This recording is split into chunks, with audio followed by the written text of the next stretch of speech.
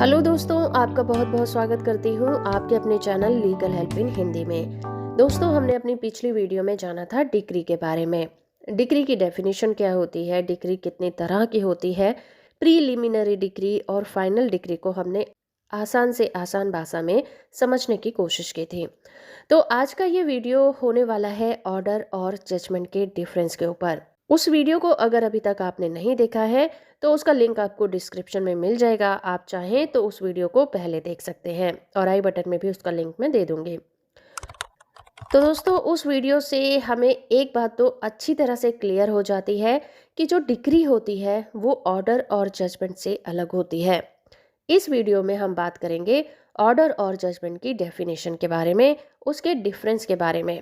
आम बोलचाल की भाषा में हम दोनों को एक ही समझते हैं। अमूमन हम किसी भी केस के लिए ऐसा ही कहते हैं जैसे जजमेंट आ गया है, ऑर्डर आ गया है। लेकिन बहुत से लोगों को इसके डिफरेंस के बारे में नहीं पता। लोग यही समझते हैं कि ऑर्डर और जजमेंट एक ही होते हैं। तो वीडियो में आगे बढ़ने से पहले मैं आपसे रिक्वेस्ट करूंगी कि अगर आपको वीडियो अच्छा लगे तो आप इस वीडियो को लाइक करिएगा, शेयर करिएगा। चैनल को सब्सक्राइब नहीं किया है तो वो भी कर लीजिएगा। और अगर कोई डाउट है तो आप हमसे कमेंट करके ज़रूर पूछिए। तो आगे बढ़ते हैं और बात करते हैं सबसे पहले निर्णय यानी कि जजमेंट के बारे में।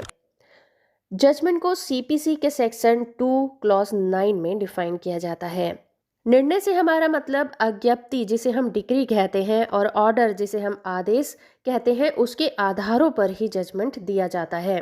यानी कि जो जजमेंट होता है, डिक्री और ऑर्डर का जो मिश्रण होता है, जो उसका निष्कर्ष होता है, वो जजमेंट कहलाता है। तो इसे हम आसान भाषा में समझेंगे। सबसे पहले हम ये देख लेते हैं कि सीपीसी में इसकी क्या डेफिनेशन दी गई है। निर्णय या जजमेंट में डिक्री होगा या आदेश होना, जजमेंट में दोनों ही शामिल होते हैं। तो सीपीसी में दी गई परिभाषा के अनुसार निर्णय यानी जजमेंट के अंदर या तो डिक्री होगी या आदेश होगा या फिर दोनों ही शामिल हो सकते हैं। किसी भी सिविल मैटर में जिन जिन बातों पर मतभेद होता है, जिसके ऊपर कोर्ट में कोई केस चलता है, कोर्ट जैसे जैसे पॉइंट साबित करता चला जाता है उस पर अपना फैसला सुनाता चला जाता है और मामले के आखिर में पूरे केस का जो अंतिम निचोड़ निकल कर आता है उसी को निर्णय या फिर जजमेंट कहा जाता है। तो किसी भी सिविल मैटर में कोर्ट में जो कार्यवाही चलाई जाती है वो जजमेंट यानी कि निर्णय के लिए ही चलाई जाती है। तो सिंपल सी बात यह है कि जब भी किसी मैटर में डिस्प्यूट होता है तो उसके लिए आप कोर्ट का सहारा लेते हैं और कोर्ट में जाने के बाद आपको उस मैटर में रिलीफ चाहिए होता है और रिलीफ मिलता है जजमेंट के द्वारा। तो कोई भी कोर्ट में जो भी कार्रवाई चलती है वो जजमेंट के लिए ही चलाई जाती है। चलिए अब बात करते हैं कि इसके आवश्यक तत्व क्या हैं। कौन कौन सी बातों का होना किसी जजमेंट में बहुत ज़्यादा ज़रूरी होता है। तो पहला पॉइंट ये कहता है कि जजमेंट ब्रीफ होना चाहिए।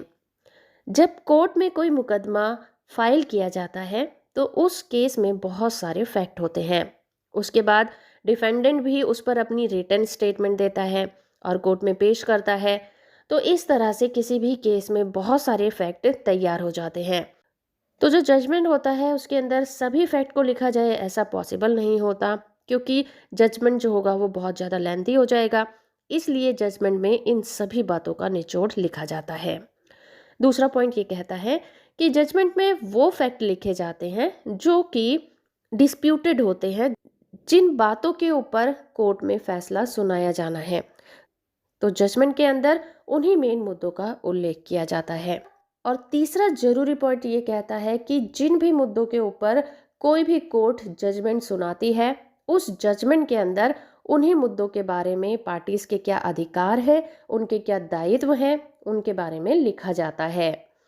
इसके अलावा जजमेंट जब दिया जाता है तो जजमेंट के अंदर कारण और उसके ग्राउंड्स भी लिखे जाते हैं कि किन कारणों के ऊपर ये जजमेंट दिया गया है और उसके लिए क्या क्या आधार कोर्ट को दिखाई दिए थे जिसकी वजह से ये जजमेंट पास किया गया है।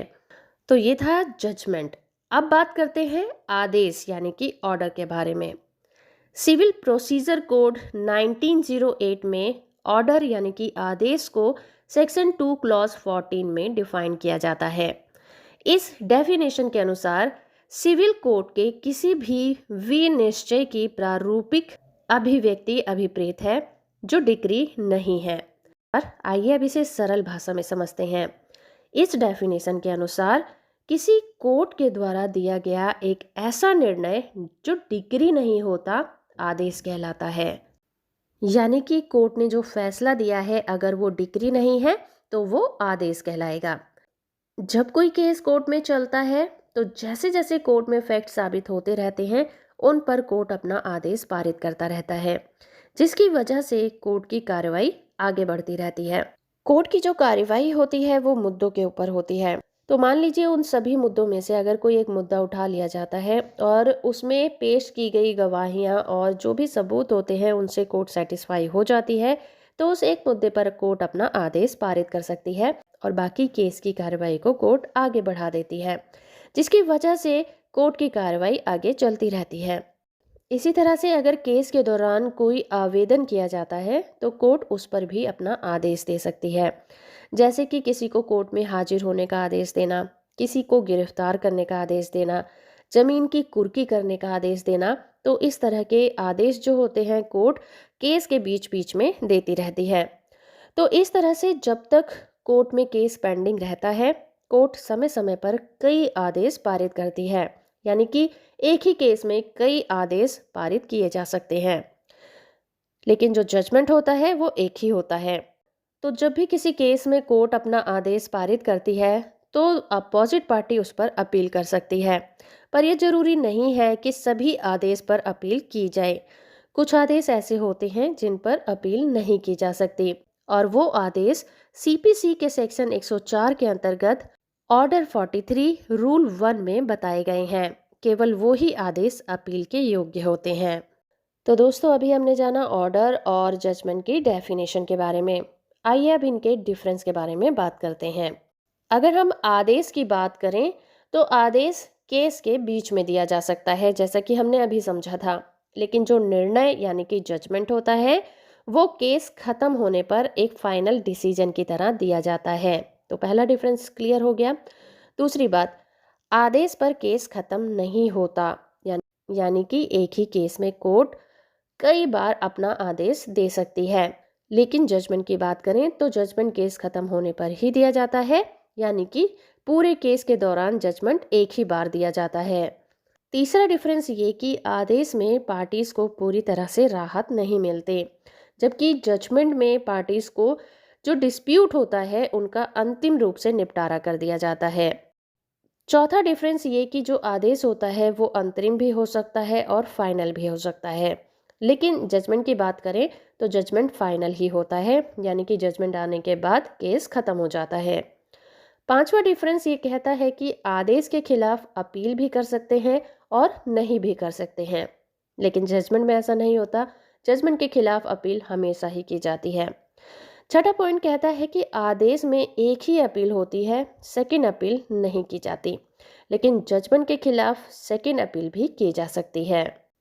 तो दोस्तों टाइम टू टाइम कोर्ट किसी भी केस में जो आदेश पारित करती है उन सब को मिलाकर ही जजमेंट तैयार होता है। तो इस तरह से ये दोनों एक दूसरे से अलग होते हुए भी एक दूसरे से कनेक्टेड होते हैं।